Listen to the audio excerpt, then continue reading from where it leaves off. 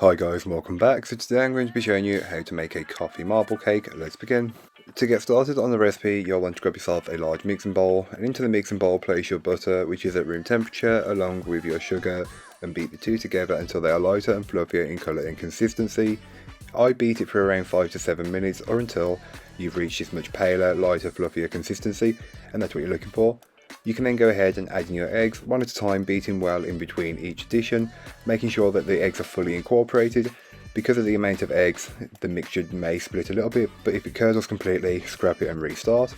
Then you can go ahead and give the bowl a good scraping down. This is just to incorporate any bits that may not have been fully worked in from earlier on. And once you've got all of those bits incorporated, you can then go ahead and add in your dry ingredients, passing them through a sieve first if you need to, but I didn't need to for this recipe, and then mix it on a medium speed just until the flour has been fully incorporated. Then you can stop mixing, as you don't want to over mix the mixture. Give the bowl a good scraping down, and this is just to incorporate any bits that may not have been fully worked in. You can then take the cake batter and divide it roughly in half, and you'll want to keep half of vanilla, which is already flavoured. Then you can go ahead and flavour the rest with the Jarvie coffee concentrate. This is super concentrated and works really well, so a small amount goes a long way, so keep that in mind.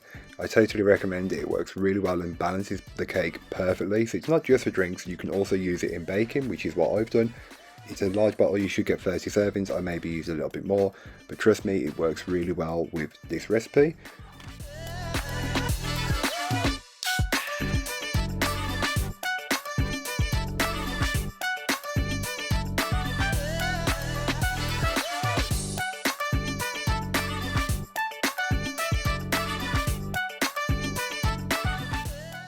So once you've got your cake batters, you can then go ahead and grab your lined loaf pan and just take dollops of the cake mixture and just place them all over the place. You want it to be as random as possible, as this will help you achieve that perfect marble once we are finished.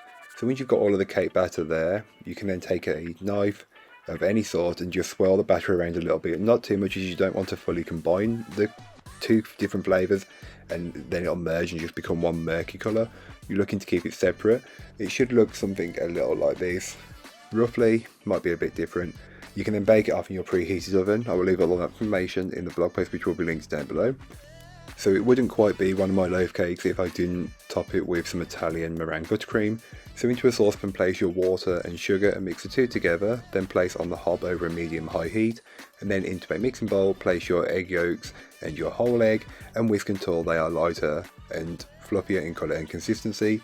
Once you've achieved that and the sugar has come up to 121 degrees, you can then go ahead and steadily pour that into the eggs on a low speed, being careful not to get this on yourself as it will burn. Whisk until the base of the bowl is cool, then you can start adding your butter a chunk at a time, ensuring that it's been fully incorporated into the mixture before adding the next piece, otherwise the buttercream may be a bit too soft. Repeat the process until you've got no butter left, and then you can add in, I added the vanilla extract, and this works really well as a base, as we'll be taking half of the buttercream and keeping half vanilla and making the other half coffee. So just give the bowl a good scraping down before you do that, as you'll want to incorporate any bits that may not have been fully worked in from earlier on. You can then take roughly around half. I'm not weighing this and keeping it all meticulous, I'm just doing it by eye. So take about half, flavour half with coffee and keep the other half plain, and that's what you're looking to do. You're not looking to do anything else fancy unless you want to go full coffee or full vanilla. It's really up to you. So here is what the cake looked like once it was baked and fully cooled. You can then remove the paper from the outside as we don't need it anymore. It smells so good, it just fills the kitchen with a pleasant smell of coffee and vanilla and just so good. So the cake on its own is really good. You can then take your plate, board, or just however you want to display the cake and place your cake onto it, trying to get it as perfect as possible. Then top with buttercream and spread it and level it out as best as you can. I lost the footage because my camera wasn't actually filming, and the bits that did, some of the footage was corrupt and I couldn't save it. So place your buttercream on and then top it with some sprinkles. I just went with this chocolate caramel mix as it works really well with the coffee and vanilla flavour. Then slice the cake up and enjoy. It doesn't look like anything special from the outside really, but then once you take a slice, look at that. You've got a good marble, you can see the coffee cake, you can see the vanilla cake, and you can see it with the buttercream. It's like perfectly marbled.